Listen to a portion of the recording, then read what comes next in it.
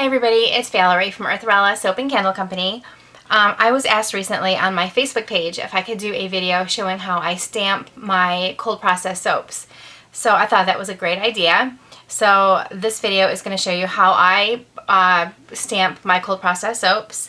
So thank you to Judy who suggested this. So I hope you enjoy the video. So first of all, we'll go over the stamps. I have two stamps. They were both purchased on Etsy through his business name is Laser Cuts, and I will post his link in the description box below if you'd like to see his Etsy shop. He is out of the UK and I'm in the US, and it only took about a week for me to get my stamps. He gets to work really quickly. His customer service is exceptional, and I highly recommend him.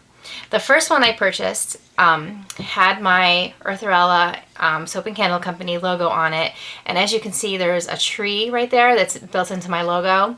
But when I went to stamp my soap, because the tree is so condensed with those leaves, it just kind of left a hole in my soap, so right where the tree is. So I ended up going with another design. This one just says my logo. It just says Eartherella Soap and Candle Company, and he left the tree out of this one. So this one works much better. So just be careful. Make sure you, if you order a stamp from him, that you don't have anything really intricate that could get stuck in the soap. But this one works really well. His stamps, by the way, they're wood and they have an acrylic plate at the bottom. And they work really well with my soaps. And I only use cold process soaps, but sometimes I do have melt and pour embeds, like here. So, and it works, I believe all of his stamps work with melt and pour and cold process. So I'll show you this. The oldest soap I have out of these 6 is this one, my lemon poppy seed soap. So I'll do that one first. So as soon as I cut my cold process soaps into bars, which is usually, the very next day after I pour my soaps, I do stamp 2 of my bars. I only do 2. And there's usually about 18 bars in a loaf. So I only do 2 bars, and that's only so I can share them on social media with my logo on them. And that's the only reason I stamp 2 right away. The others I leave until they're cured, or at least, a little bit further along in their curing. Because they are a little soft when you first cut your bars, and I don't like to stamp them all when they're soft.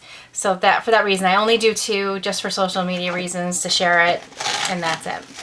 So first thing I do is I grab a little bit of saran wrap. You may not have to use the saran wrap. It all depends on what kind of oils you're using in your soap. But I do just put a little bit of saran wrap over my soap.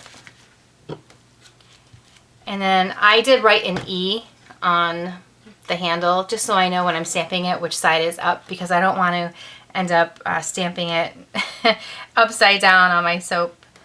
So I just put it in place, I make sure it's centered, and I just push down. Sometimes I see this one's about a month and a half into its curing. And what the saran wrap does is it keeps your letters from sinking into the soap and pulling some of the soap out of it. So that's the one I just did. So I'll do one more of the lemon poppy seed.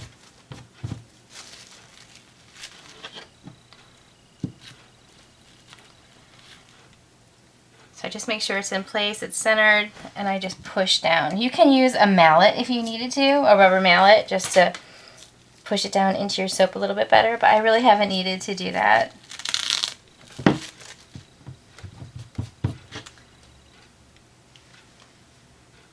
And there's the second one. So these ones are cured. These 2 bars are completely cured. They're 6 weeks. So they're good, and they're nice and hard. And I did put, I believe I used sodium lactate in my recipe for this, which makes it a little bit even harder of a soap. So I just wanted to show you how it works with different, different softness of soaps. So the one I think I made after that was my chocolate raspberry.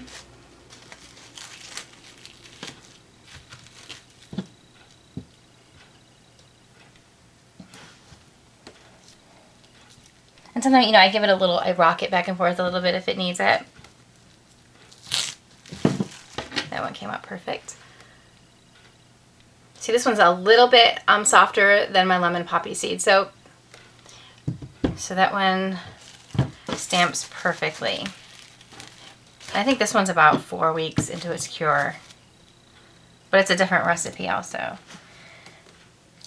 I did not put sodium lactate in this soap.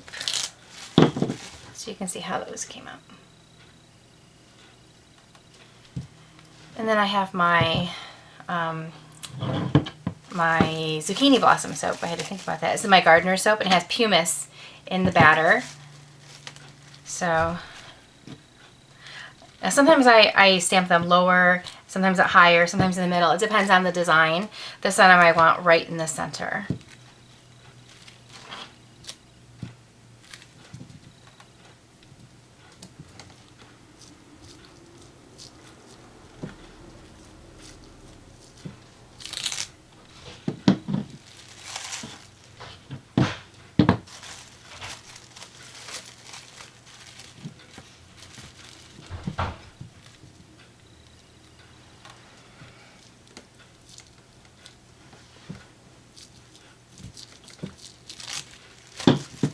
And you can see how those two came out. Now if I was just to put my stamp right into the soap, it may or may not pull out some of the soap in the little lettering. So I just don't want to risk it. But I mean, it may come out perfectly fine, but I just don't want to risk it messing up my soap. So I like to put the plastic down. And if you don't want to put the plastic down, you could also use a little bit of mineral oil on the bottom of your stamp. I hear that works, but I haven't tried it. So this one I want in the white section.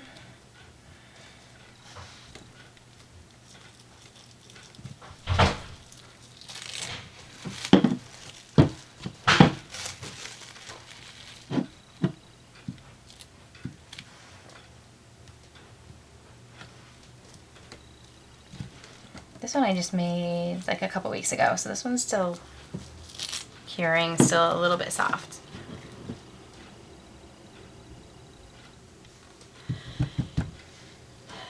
This one has melt and pour embeds, but I'm not going to be stamping over the embeds. I'm going to stamp right in the center.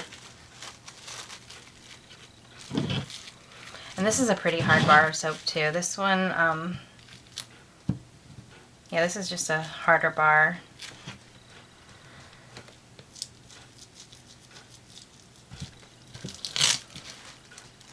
So, you know, that one did not pick up the right side of it very good. So without my plastic in it, I can still set it right in and it's right in place. You can feel where the letters are. So I'm just gonna put it back in and just push down on the right side a little bit better.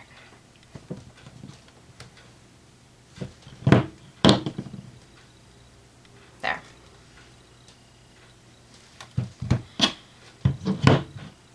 Oops.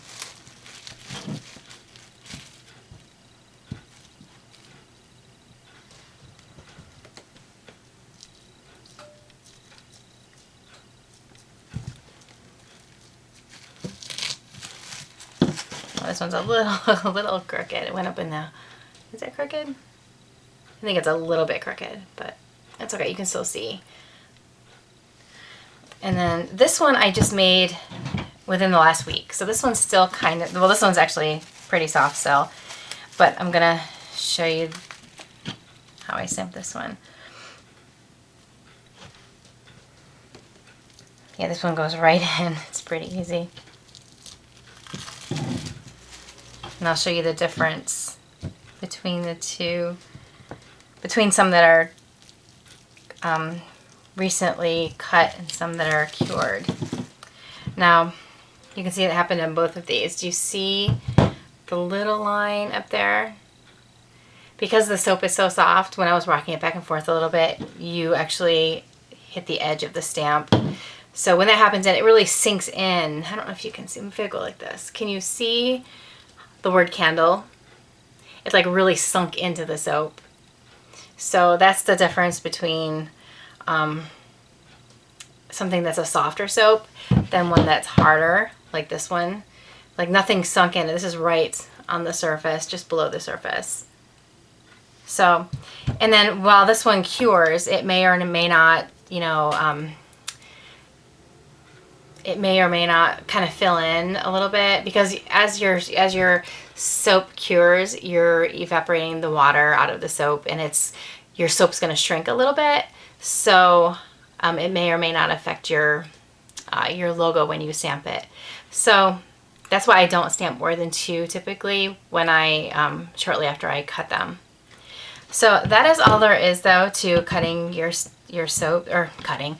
That's all there is to stamping your soaps. They all came out really well, though. I really love this stamp, and I love, I think Dave does a great job at making the stamps. So again, I will post his link below in the description box, and I hope you found this helpful if you're interested in stamping your own soap. So thank you for watching.